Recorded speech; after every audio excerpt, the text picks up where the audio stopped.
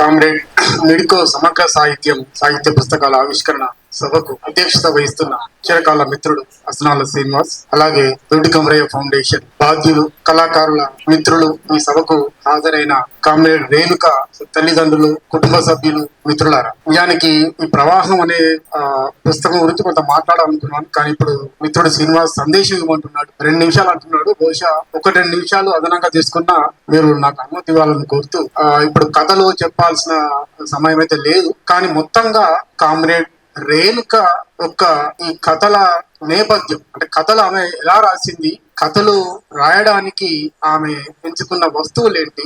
నిజానికి కామ్రేడ్ రేణుక రాసిన కథల బలం వస్తువులో మాత్రమే లేదు, ఆమె చూసిన చూపులో ఉంది, ఆమె దృక్పథములో ఉంది. నిజానికి ఆమె రాసిన గీతంలో చాలా మంది చెప్పారు, ప్రతి కథ మీద రీసెర్చ్ చేయవచ్చు.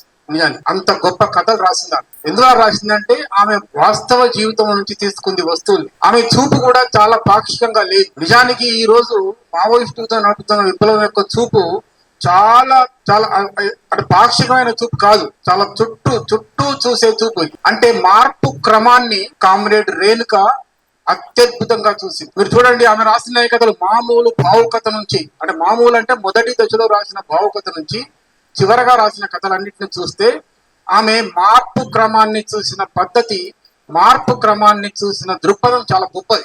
అది మార్క్సిస్ట్ దృక్పథం. నిజానికి ఆ దృక్పథాన్ని ఇంకా చాలా మంది రచయితలు సంతరించుకున్నారా అని చెప్పి అనుమానం కూడా వస్తుంది. ఎందుకంటే చాలా మంది రచనలు చేస్తున్న ఆ రచనలు చూసినప్పుడు మనకు లోట్లు కనిపిస్తాయి. కానీ నిజానికి కామ్రేడ్ మెడికో రాసిన కథలు చదివితే, కథలు కావచ్చు లేదా నివేదిక, ఇంతకుముందు మిత్రుడు చెప్పాడు, అత్యద్భుతమైన రిపోర్ట్. అంటే మొత్తంగా అక్కడ ఉన్న అంటే తాను జీవితంలో చూస్తున్న వాస్తవికతను అన్ని కోణాల నుంచి అత్యద్భుతంగా ఆవిష్కరించిన కథలు. ఏ ఒక్క కోణాన్ని గాని, ఏ ఒక్క చిన్న విషయాన్ని గాని విస్మరించలేదు. చిన్న మార్పు క్రమం, చిన్న ఇంటిలో చిన్న మార్పు చేసే క్రమాన్ని కూడా ఆమె చాలా ప్రధానంగా, చాలా ప్రాముఖ్యత గలగా చూసింది. అంటే చాలా మంది అనుకుంటారు విప్లవం అంటే కేవలం సాయుధంగా మాత్రమే చేసే పోరాటం అని. కాదు, సాయుధ పోరాటం చాలా కీలకమైంది, అది వ్యవస్థను మార్చడానికి ఉపయోగపడుతుంది. కానీ సాయుధ పోరాటం మాత్రమే వర్గ పోరాటం కాదు. వర్గ పోరాటం అనేది చాలా విశాలమైంది, సమాజం అంతా విశాలమైంది. సమాజంలో పీడితులు చేసే ప్రతి పోరాటము, మార్పు క్రమంలో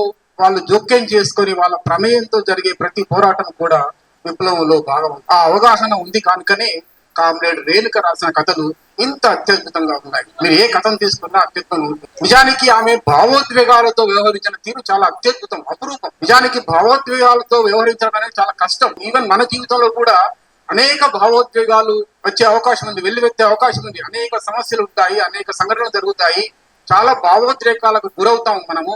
ఆ భావోద్రేకాల్లో కూరుకుపోయి ఉంటే చాలా కష్టం. కానీ ఆమె చాలా అత్యద్భుతంగా వెల్లువెత్తిన భావోద్రేకాలతో డీల్ చేస్తూ, భావోద్రేకాల నుంచి బయటపడి ఆమె తక్షణ కార్యాచరణ వైపు ఆ కథలు మనం నడిపిస్తాయి.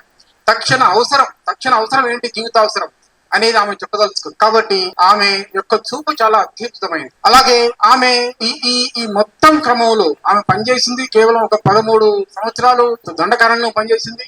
అంత ముందు మయాన ప్రాంతంలో, తెలంగాణలో కావచ్చు, లేదా ఉత్తరాంధ్రలో కావచ్చు, లేదా రాయలసీమలో కావచ్చు పనిచేసింది. ఆమె అనుభవం అది కేవలం ఆమె అనుభవంగా మాత్రమే లేదు, మొత్తం సామాజిక అనుభవంగా మారినందువల్లనే ఆమె మొత్తం సమాజాన్ని చిత్రించగలిగింది, అన్ని కోణాల నుంచి చిత్రించగలిగింది. కాబట్టి ఆమె అనుభవానికి ఉండే సామాజికత, ఆమె రాసిన సాహిత్యానికి ఉండే సాహిత్యకత చాలా గొప్పది. ఎందుకంటే సాహిత్యకత అన్నప్పుడు అది ఎట్టి పరిస్థితులలో కేవలం కల్పన వరకే ఆగిపోలేదు. నిజానికి రచయిత ఏం చేస్తాడు, ఒక వాస్తవ సంఘటన తీసుకొని లేదా అనుభవం తీసుకొని కల్పన చేస్తాడు, కాల్పనీకరిస్తాడు. కానీ ఆ కాల్పనీకరణ అనేది ఎలా ఉంటుంది, కాల్పనీకరణ అనేది వాస్తవానికి దూరంగా ఉండకూడదు. ఆ కాల్పనీకరణ మరింత ఉన్నత స్థాయిలో అది జీవితాచరణకు, తక్షణ జీవిత అవసరాలకు మనం చేసే కార్యాచరణకు ప్రేరేపించేదిగా ఆమె మొత్తం కథలు, అన్ని కథలు మనకు కనిపిస్తాయి. ఇలాంటి అత్యద్భుతమైన రచయితను మనము పొందినామంటే అది కేవలం ఉద్యమంలో ఉండడం వల్ల. నిజానికి ఆ ఉద్యమం ఈ రోజు పాలక వర్గాలు ఆ ఉద్యమాన్ని చాలా సంహరించవచ్చు కాక, లేదా రేపు ఓడించవచ్చు కాక, కానీ ఆ ఉద్యమం ప్రజలకు ఏమి నేర్పిందంటే, మన ఈ కథలన్నీ చదివితే ప్రజలు తమ జీవితాన్ని తమ చేతుల్లోకి తీసుకోవడం ఎలా. నిజానికి ప్రజలు ఈవెన్ చరిత్రను తీసుకోవడం అంటే అర్థం మన జీవితాలను మన చేతుల్లోకి తీసుకొని మలుచుకోవడం, అది అక్కడి ప్రజలు మనకు చూపించారు, అక్కడి పోరాట ప్రజలు చూపించారు. అది ఎన్నటికు చెరగని ఆ చిరునామా. ఎందుకంటే దాని నుంచి ఎవరు విడదీయలేరు మనం. ఎందుకంటే నా జీవితం మీద నాకు హక్కు ఉండాలి. సో రాజ్యాధికారం అంటే ఏంటి?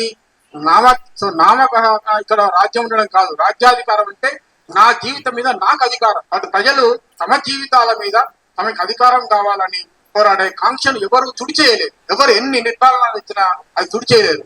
కాబట్టి ఈ ఫాసిస్టు యుద్ధం సందర్భంలో తప్పనిసరిగా మిడ్కో రాసిన కథలన్నిటి నుంచి మనం ప్రేరణ పొందాల్సిన అవసరం ఉంది. అలాగే ఈ యుద్ధాన్ని ఓడించడానికి అనేక మార్గాల పోరాడాల్సిన అవసరం ఉంది. కేవలం సాయుధ పోరాటాలే కాకుండా కేవలము విప్లవకారుల పోరాటం, అనేక విప్లవ పార్టీలు ఉన్నాయి. అనేక విప్లవ పార్టీల పోరాటాలే కాకుండా ప్రతి చిన్న పోరాటం, ప్రతి మామూలు పోరాటం కూడా చాలా అవసరము అని గ్రహింపు మన కామ్రేడ్ మిడ్కోకుంది. కాబట్టి మన ఇంట్లో జరిగిన, మన వీధిలో జరిగిన, మన చుట్టూ పని స్థలంలో జరిగే ప్రతి మార్పు క్రమాన్ని కూడా ఆమె చాలా ప్రాధాన్యత గలగా చూసింది.